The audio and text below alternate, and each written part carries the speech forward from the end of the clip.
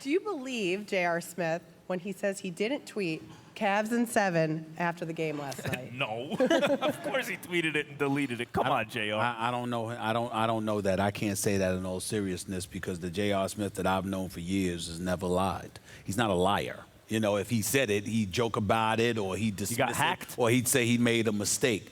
But he's not somebody that's going to flagrantly come out and lie. That's not his style. I mean, it's possible someone who has access to his Twitter account tweeted that and not him. I don't believe like he got hacked or something like that. I don't blame anybody for believing otherwise. I'm just saying that it's difficult for me, who's known him from his days in Denver and then in New York and now in Cleveland, and he's never been one to just look somebody in the face and lie, to suddenly say he's lying, even over something like this. It's just not his style. JR, you better delete that. Well, what you want me to say? Lie about it. All right. I guess I got to lie about it. Chelsea, thank you so much. Appreciate you. Anton, come on up, my man.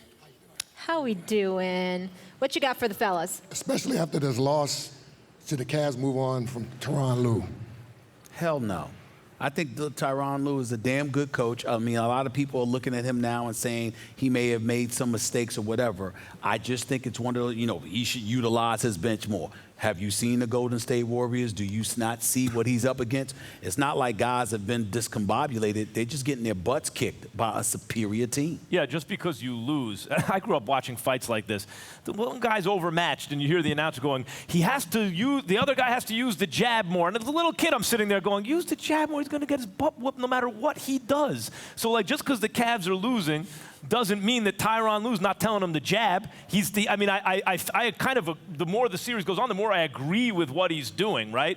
Even when Durant's dunking on you to guard the three-point line makes sense. You're just overmatched. I wouldn't go that far. I would, if I think that Tyronn Lue is doing something wrong, I think he should demand that LeBron go down low in the post more, therefore kicking it out to open shooters and attack from the interior, particularly considering how Kyrie Irving has done it, just to try to slow pace. I don't think you stay with what has worked for you all year long because you haven't gone against the Golden State Warriors all year long. I mean, early in the series, I was thinking, like after game one, I was thinking, make the three-point shooters beat you. You know, like forget about guarding the line like that. Like don't let Durant dunk all over you. And the more the series goes on, I think, no, because the three-point shooters will beat you. Maybe this is the best plan you can have. Got to try something new. You got to try. I'm not saying it's going to work, but you got to leave everything on the table. You can't go home not even trying something different. I mean, they came pretty close last night. Anton, appreciate you. Love that shirt. Great shirt, by the way. Shimon, come on up. How we doing?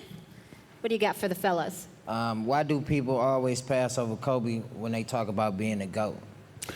People pass over Kobe because since he's a two-guard, you innately, you just automatically think about Michael Jordan.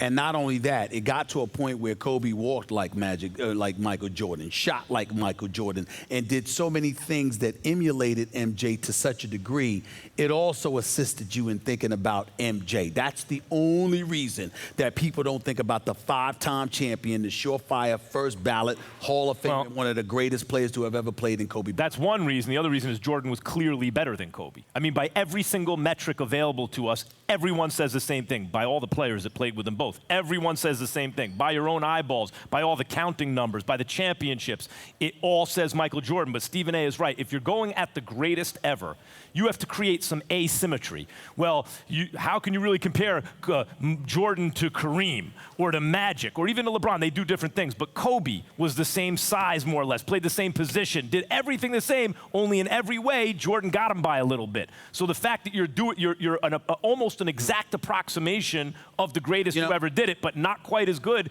ends the conversation quick. I would say this about Kobe Bryant, and he doesn't get enough credit for this one reality.